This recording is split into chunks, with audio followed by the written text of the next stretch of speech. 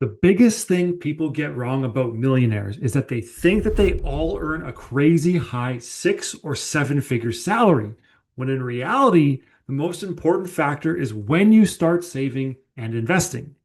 So let me show you how normal people actually become millionaires using repeatable, almost boring systems starting at the age of 25, 35, or even 45. Now, the assets or pools of money that make up the average millionaire might surprise you. It's not about flashy cars or vacation properties. It's basic stuff, a solid pension, index funds, and the value of their home.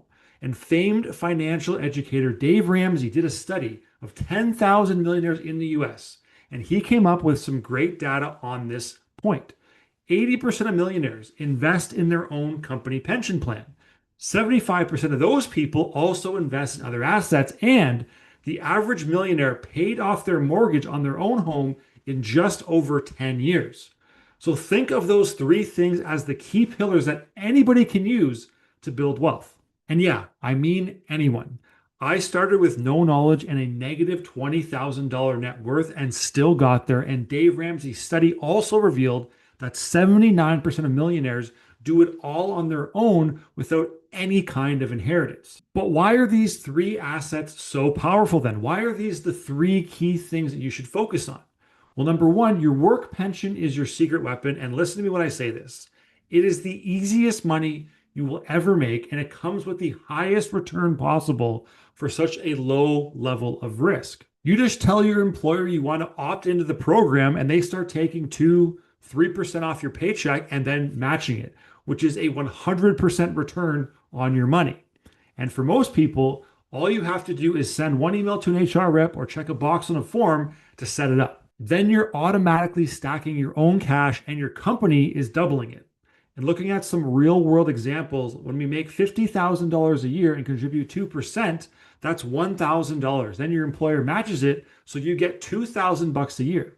Plus, that money is invested by your employer in a low risk way, which in my experience grows around 4% each year. So, starting at age 25 and just contributing the minimum 2%, never getting a raise, and never having to think about investing ever again, you'd end up with $190,000 in your pension when you retire 40 years later. If you start 10 years after that at age 35, you'd only have 30 years of compounding returns and you would finish with $112,000. And for a 45-year-old starting this way, you would get $60,000 in the pension after 20 years of saving. And as you may have noticed, starting early is helpful, but don't worry, if you're in your 40s, I will show you how to become a millionaire even if you're starting late to the game. Let's add in our second wealth pillar now and see how much closer this pushes us to the ultimate goal. So the great thing about investing in the stock market is that anybody can do it. And if you don't have a pension at work, you can use a stock index fund like the VOO to create your own retirement account. It grows each year at a rate of about 10%, giving you stronger returns while still be considered low risk.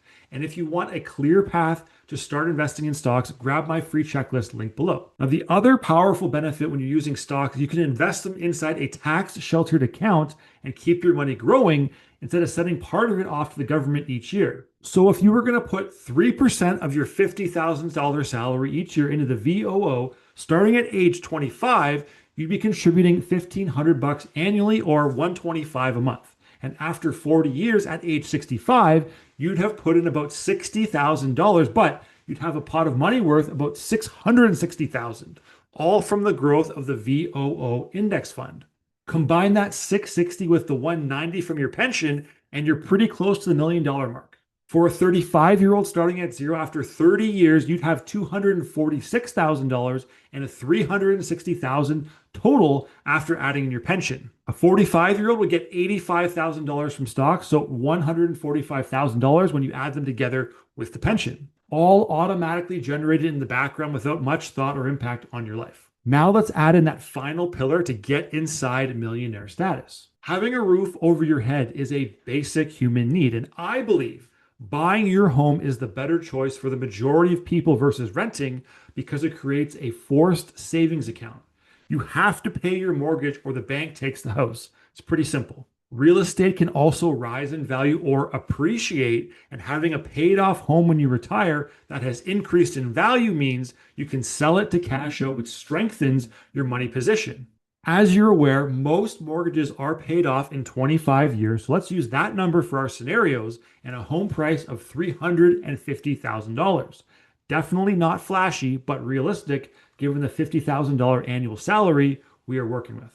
That property will appreciate at 4% a year and be worth around $1.68 million come retirement time for the 25-year-old and $1.13 million for the 35-year-old, pushing both of them well past the $1 million mark when adding in the pension and the stocks. For the 45-year-old, because they bought later in life and it's only a 20-year window till retirement, there would still be a small mortgage left about $100,000, but the equity buildup in the property would be around $660,000, giving them a total net worth of $808,000, so $200K short of $1 million.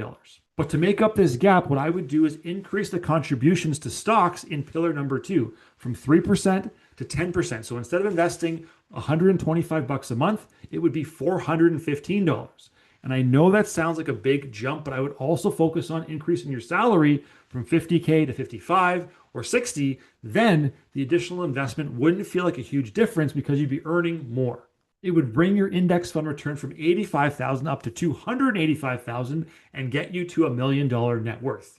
Now that you know how to become a millionaire, even if you're starting out late, what if something throws you off course because things change and life does happen? I used to watch a video like this and think, that's all great in theory, but what if I need the money early for an expense? And it's a fair question. What I'll say is that things can and absolutely will happen. So it's important to classify things in life as wants and needs. You want to go on a luxury vacation, but you need to pay for unexpected medical treatments. And wouldn't it be better to already have the money to pay for those needs and have the system set up to get you back on track as soon as that expense is gone? How about if the market crashes? For sure, again, this is going to happen when you're investing over decades, and it's actually good for you when it does. When the stock market takes a dump and you have an automatic purchase set up, it just means you get to buy your index funds at a discount. You get more for less. And because you're invested and have a system building wealth for you long term, you don't need to sell anything and there's no panic. You don't even have to think about it really. You just get wealthier. Another thing I used to worry about is what if the government changes the rules on taxes or makes it harder to invest somehow? And a mentor of mine who owns several pieces of real estate told me something that I'll never forget. He said, yeah, but if they do change the rules, isn't it better to own assets so you at least have options instead of owning nothing? And I was like immediately, yep, I'd rather have a pension, an index fund, and a house and have the ability to pivot as needed to make it work. And there will always be a ton of critics telling you why you shouldn't start the process of becoming a millionaire and start investing. But I've shown you 3 different paths to get there on a regular salary. So don't let the fear of starting late stop you. It doesn't matter when you start, you can adjust and still get there. And growing wealth is 20% knowing what to do and 80% your behavior. You don't need a C-suite salary, but you do need to spend less than you make and invest the difference.